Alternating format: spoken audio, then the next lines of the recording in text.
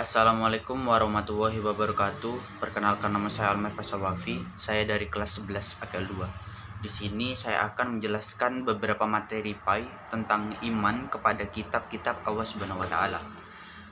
Pengertian atau makna iman kepada kitab-kitab Allah Subhanahu wa taala. Meyakini sepenuh hati bahwa Allah Subhanahu wa taala telah menurunkan kitab kepada nabi atau rasul yang berisi wahyu untuk disampaikan kepada seluruh umat manusia.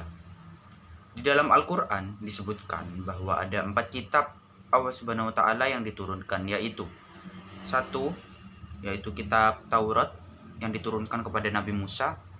Yang kedua adalah kitab Zabur yang diturunkan kepada Nabi Daud alaihissalam. Yang ketiga adalah kitab Injil yang diturunkan kepada Nabi Isa alaihissalam. Dan yang terakhir adalah kitab Al-Quran sendiri, yaitu diturunkan kepada Nabi Muhammad SAW. Dalil-dalil yang berkaitan dengan iman kepada kitab-kitab Allah Subhanahu wa taala.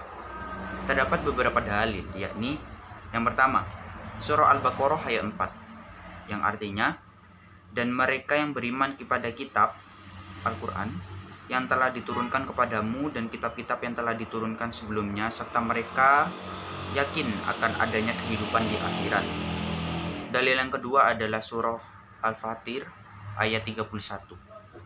Dan artinya, dan apa yang telah kami wahyukan kepadamu, yaitu Alkitab, Al-Quran, itulah yang benar. Dengan membenarkan kitab-kitab sebelumnya, sesungguhnya Allah benar-benar maha mengetahui lagi maha melihat keadaan hamba-hambanya. Tanda-tanda orang yang beriman kepada kitab-kitab suci Allah Subhanahu wa taala. Yang pertama, mengerjakan semua perintah yang terdapat dalam kitab Al-Quran.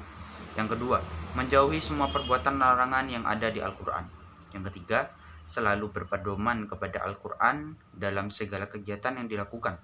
Yang keempat, meyakini bahwa semua isi Al-Quran adalah kebenaran.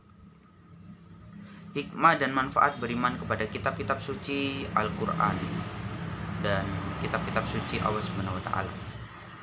Hikmah dan manfaatnya. Yang pertama, memperkuat keimanan kepada Allah Subhanahu wa taala. Yang kedua, menambah ilmu pengetahuan. Yang ketiga, menumbuhkan sikap optimis untuk meraih kesuksesan dunia dan akhirat. Yang keempat, akan mendapat syafaat pertolongan di akhirat kelak.